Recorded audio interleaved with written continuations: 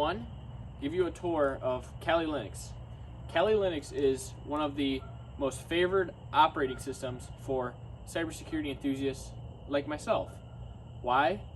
Well, Kali Linux, there's many different versions, but one of the versions you can get that I have is a pen testing version, and it comes with a bunch of different tools, and I'm going to briefly go over those tools and say why it's useful to the common cybersecurity enthusiast like myself.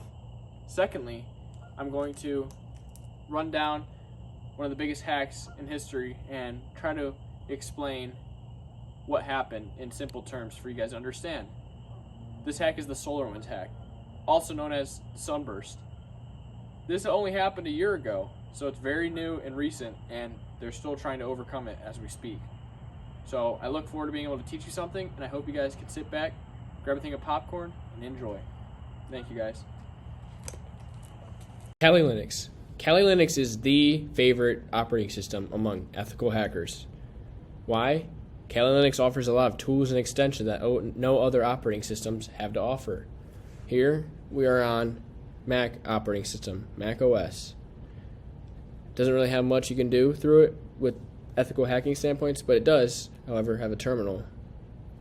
You can do a lot through there, but you can't really go far from there. So there's this thing, if you want to run Kali Linux on any computer, you can. You download this thing called Virtualbox, also known as VMware. So Virtualbox is a virtual computer inside your computer. Here it is. So if you open this, here's the dashboard. You can see all of the items I have downloaded. So I have Kali Linux operating system, Windows 10 operating system, and yes, I actually have Android's operating system, a mobile operating system that I can utilize on my computer. And then this is a network where I practice hacks.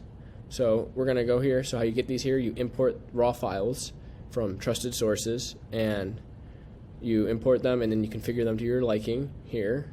You can optimize different amounts of RAM if you would like. And yeah, so you press start.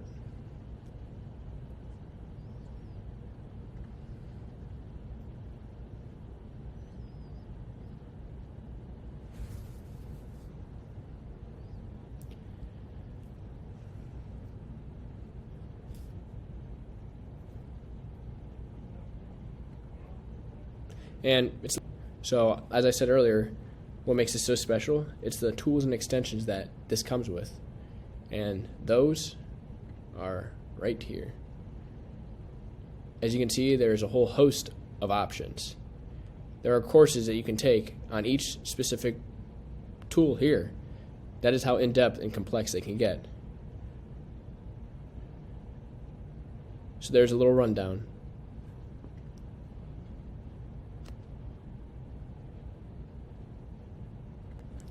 Now, to the Solarwinds Hack.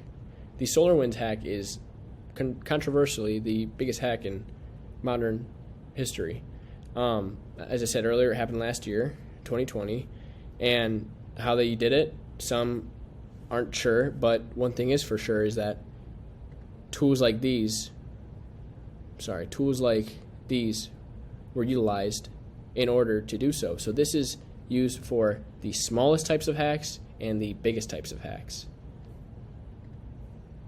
SolarWinds is a software company, and they create software and sell it to all kinds of companies, government agencies, and much more. So with such, the hackers had one thought in mind: why attack all those people specifically when they can attack the one, SolarWinds, and branch off into all of those? And that is how it started. So what that kind of attack is called is actually called the software supply chain attack. It's where they target the core instead of all the surroundings. So once they get to the core directly, they can go all the way around to all of those companies and data. How this was tied in, undiscovered. So how this was tied in, undiscovered. So the hackers actually injected malware into software updates. So the clients actually thought their system was getting more secure, better, more updated, when in fact, it was not. they were slowly injecting more and more, and with the software updates, it was hidden in plain sight. And some argue that you can't even blame the actual company, SolarWinds themselves, because they're doing what they're supposed to.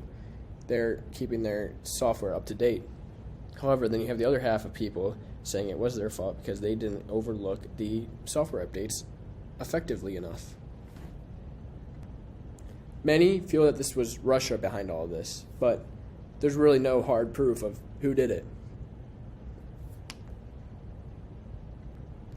And SolarWinds, being so open with their clientele and the public, they actually made the entire attack public. You can literally go look at the code snippets of the attack.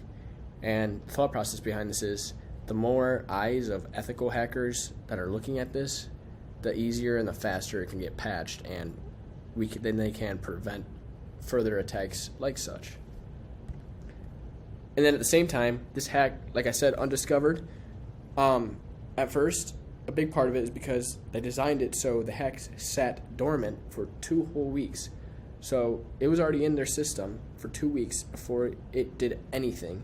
And before the hack ran, it always made sure that there was no third-party system checking for that type of attack at the moment. The data wasn't all stolen at once. It wasn't one big grab. It was little snippets, and how they went undetected, again, is they took the snippets and they encrypted it and then spit back out something that looked legit. So it was all hidden in plain sight, but camouflaged. Many say that the fact that Russia would be behind this is for 2 reasons: espionage and sabotage. They want to see what our government's doing. They want our information. They want our specific data. So inevitably, with that, they can surpass the United States of America. And with that type of sabotage, you like, oh, what could they do? Worst case scenario, they could launch attacks. The system would think that they're authentic, so they could do whatever they want. But again, taking control of our nuclear arsenal is not something I don't think anybody really wants, unless you're crazy. It would be all-out war. So they just want access to it, because something similar to SolarWinds, about 10 or so years ago, there was something called the Stuxnet Virus. And it got into a facility that they thought was like completely unbreachable.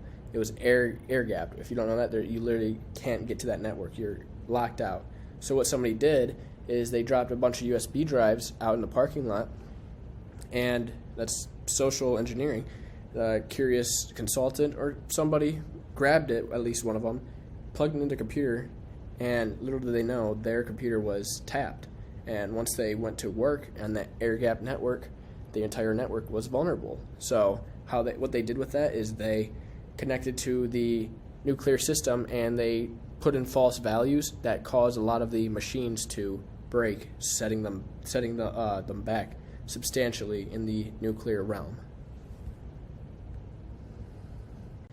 And to retouch on different types of hacks and big hacks, a big part of it is, like I said a couple seconds ago, social engineering, which is manipulating the person rather than the technology.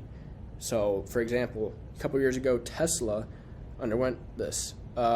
Employee was approached by somebody and was offered $500,000 and $1 million, so $1.5 million net, in order to give them access to Tesla's network. And the dude refused, believe it or not. So a big part of protecting your company is simply treating your employees right. It's sometimes overlooked and so simple, but that's one of the biggest vulnerabilities. Simply stay secure.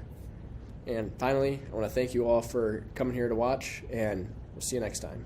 Peace out.